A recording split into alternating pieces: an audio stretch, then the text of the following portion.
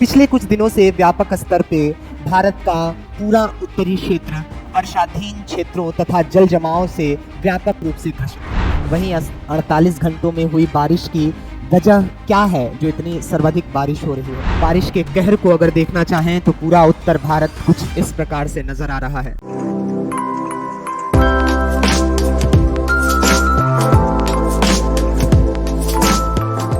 पिछले कुछ दिनों से व्यापक स्तर पे भारत का पूरा उत्तरी क्षेत्र वर्षाधीन क्षेत्रों तथा जल जमाव से व्यापक रूप से ग्रसित है।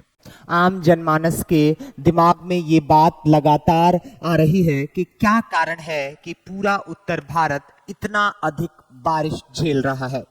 वो बारिश जो कभी वरदान की तरह हुआ करती थी, इस वर्ष अभिशाप में परिवर्तित हो गई है।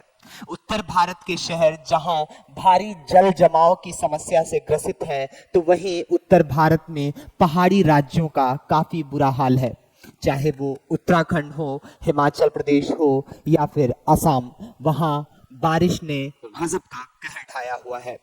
लगातार नदियों में और शहरों के किनारे लगी गाड़ियों का विसर्जन स्टार्ट हो चुका है।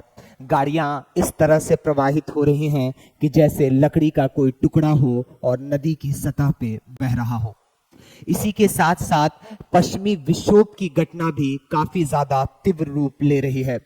तो क्या है ये पश्चिमी विक्षोभ की घटना और क्यों हो रही है पूरे उत्तर भारत में इतनी बारिश कि दिल्ली में अब तक कहा जा रहा है कि 40 वर्ष से ज्यादा का रिकॉर्ड टूट चुका है। वहीं भारतीय मौसम विभाग पिछले कुछ घंटों को देख करके अगले 24 घंटे के लिए रेड अलर्ट जारी किया हुआ है, जिसमें उत्तर भारत के महत्वपूर्ण राज्यों में रेड अलर्ट जारी कर दिया गया है। मेरा नाम रहबर नवाज है और आइए आकार आईएएस के यूट्यूब चैनल पे आज हम डिस्कस करेंगे क्या कारण है उत्तर भारत में सर्वाधिक वर्षा का।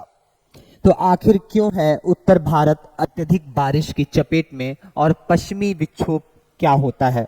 वहीं मौसमी अलर्ट जारी कर दिया गया है, तो ये काफी महत्वपूर्ण टॉपिक हो जाता है एक जागरूक नागरिक के भी रूप में और सिविल सेवा की प्रिपरेशन करने वाले अभ्यर्थियों के लिए।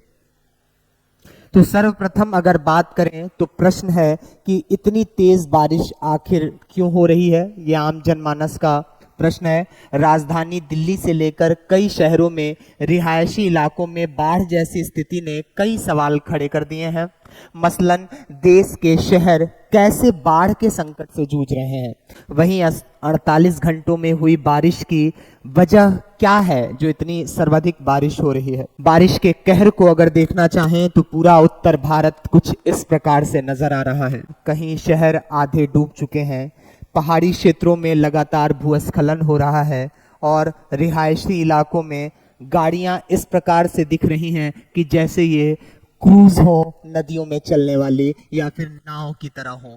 वहीं शहर में नालों के भर जाने की वजह से सड़कों पे बारिश का पानी आ चुका है और नदियां अपना रौद्र रूप धारण कर चुकी हैं। दिल्ली में यमुना नदी तो खतरे के निशान से काफी ऊपर प्रवाहित हो रही है।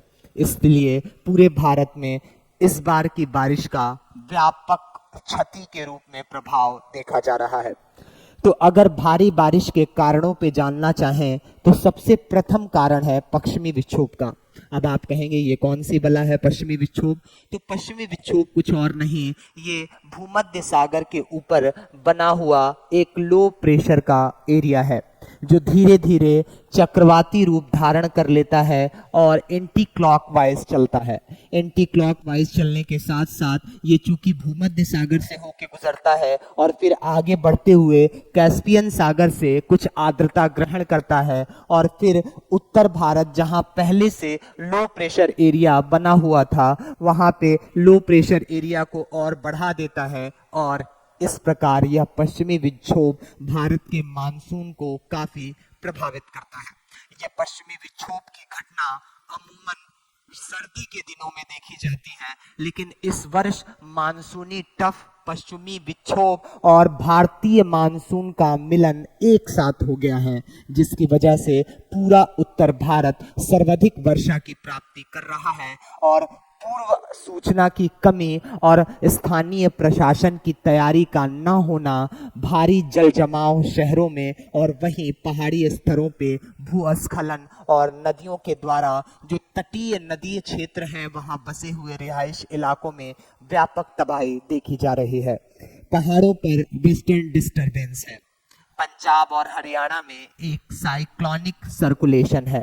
काफी ज्यादा मानसूनी टफ मध्य भारत से चलकर पंजाब और हरियाणा की ओर आया है। अभी हम मानसूनी टफ को भी समझेंगे, पहले साइक्लोनिक सर्कुलेशन को समझ लेते हैं। क्या है साइक्लोनिक सर्कुलेशन?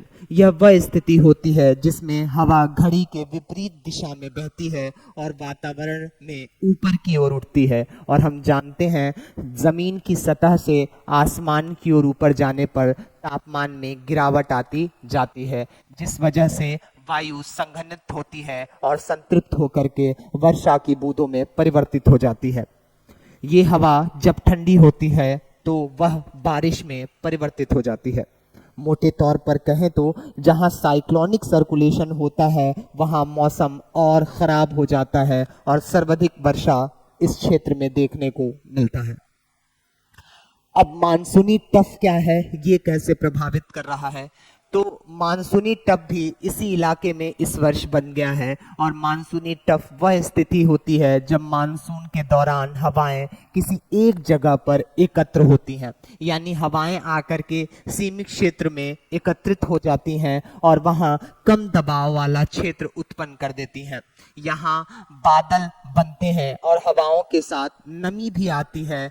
इस वजह से इस इलाके में बारिश सर्वाधिक होती है। परंतु इस वर्ष सर्वाधिक बारिश का जो कारण है वो तीनों का सम्मिलन है। इस वर्ष वेस्टर्न डिस्टरबेंस, अत्यधिक साइक्लोनिक सर्कुलेशन और मानसूनी टफ तीनों ही स्थितियों के टकराने के कारण बीते कुछ दिनों से दिल्ली, हरियाणा, पश्चिमी उत्तर प्रदेश और पूरा पहाड़ी क्षेत्र भारी वर्षा से जूझ रहा है। लेकिन मानसूनी टफ उत्तर भारत की ओर और बढ़ता जाएगा।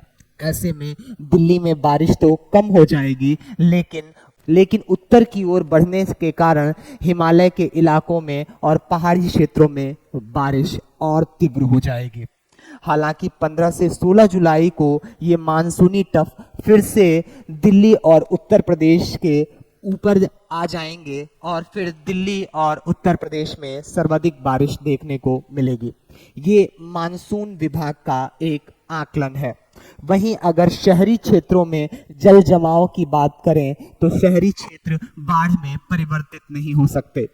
वह क्षेत्र, वह राष्ट्र जो सभ्यता और संस्कृति के मामले में बड़ा प्राचीन है, वह देश जो सिंधु घाटी सभ्यता से उसकी बेहतर जल निकास प्रणाली को सीखता है और अपनाते हुए चला आया है, जिसकी गाथा विश्व ने गाई है कि विश्व में सर्वाधिक विकसित जो व्यवस्था रही है, शहर रहा है प्राचीन काल में, वो सिंधु घाटी सभ्यता रहा है। ऐसे देश में इस प्रकार की घटना अवांछनीय प्रतीत होती है, लेकिन फिर भी प्रशासन की चूक और शहरी व्यवस्थाओं में नालों के उच्चतम सफाई व्यवस्था के न होने के कारण पहले से उसमें गाद और अन्य कूड़े करकट भरे होने की वजह से जब बारिश होती है तो बारिश होने की वजह से जल निकासी प्रणाली बाधित हो जाती है। साथ ही साथ हमारे पूरे उत्तर भारत की बात अगर करें तो नालों पे स्लीपर ढाल देने के बाद फिर उसे बहुत जल्द या फिर कुछ महीने या मानसून पूर्व जो साफ सफाई करने की एक व्यापक व्यवस्था होनी चाहिए, उसका भी व्यापक अभाव है। साथ ही साथ राज्य, नगर निगम और नगर पालिकाओं को धन की बहुत कम आवंटन करते हैं या फिर देरी करते हैं, जिसकी वजह से नगर पालिका और नगर निगम के पास इतना व्यापक संसाधन नहीं होता है कि वो इस कार्य को वक्त रहते कर लें, जिस वजह से शहरी क्षेत्रों में काफी बाढ़ की समस्या बढ़ जाती है। लेकिन आपदा पूर्व प्रबंधन और आपदा के दौरान और आपदा के उपरांत प्रबंधन में भारत ने कुछ उपलब्धियां तो प्राप्त कर ही ली हैं। जैसे एनडीआरएफ की टीम लगातार प्रभावित क्षेत्रों में पीड़ितों तक सरकार के द्वारा उपलब्ध कराई जा रही मदद को पहुंचा रहे हैं। वहीं व्यापक स्तर पे एनजीओ और वॉलंटियर्स भी इन राज्यों में पीड़ित लोगों की सहायता कर रहे हैं। उम्मीद है कि बहुत जल्द सरकार भी इस क्षेत्र में और बेहतर कार्य करेगी और आपदा पूर्व प्रबंधन में एक नया मानक स्थापित करेगी। तभी जाकर के सेंदाई फ्रेमवर्क, जो कि आपदा प्रबंधन से रिलेटेड साइन किया गया था, भारत सरकार भी उसका हस्ताक्षर करता है, उसको पूर्ण रूप से भारत में लागू माना जा सकेगा। क्योंकि किसी भी संधि या फिर कानून पर सिर्फ हस्ताक्षर कर देने से उसकी सफलता निर्धारित नहीं होती, बल्कि उसके क्रियान्वयन से उसकी सफलता निर्धारित होती है। तो देखते रहिए आकार IAS यूट्यूब चैनल और सब्सक्राइब और बेल आइकन बटन को जरूर दबा दें, ताकि अन्य अभ्यर्थियों तक भी ये सूचना और नए वीडियोस त्वरित रूप से पहुंचते रहें। धन्यवाद।